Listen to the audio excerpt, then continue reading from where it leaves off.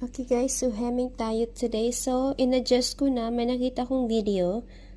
At tapos, kung paano ba i-adjust yung halimbawa pag magtatahi ka if it's using stretchable materials. So, ayan guys. In-adjust ko. And then, ang result nga is, maganda nga guys yung result. So, ayan. So, maganda talaga pag may machine ka is, you need to know everything about it. Hindi pa kasi ako nag-ano kasi wala talagang panahon. So, ngayon, kanina, kasi nababother talaga ako na yung tahi nito lang na pag-stretchable yung materials ko is ang pangit. So, hindi siya tight. Diba? Ito, so, ang ganda-ganda na ng tahi niya. Just konting adjustment. Tapos, ayan, napaka-solid.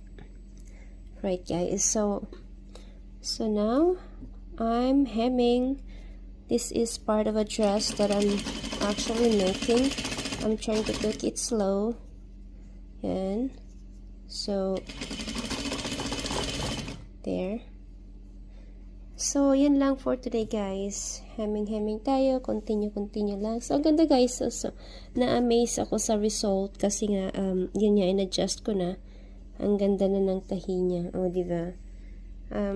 Hindi siya masyadong makita kasi white yung thread niya. So, ganyan lang tayo pag mag-aano. Kaya minsan, I rather use na yung isang home sewing machine lang yung nagamit ko kasi yun is easy to work with.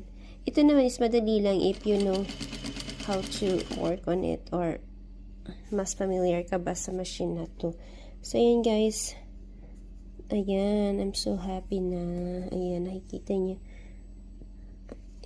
Kasi dati is ano siya, parang hindi tight. Tapos, yung sa kabila hindi tight. Tapos, yung sa other side naman is napaka tight na hindi mo siya maano talaga. So, yan lang guys for today. Thank you so much.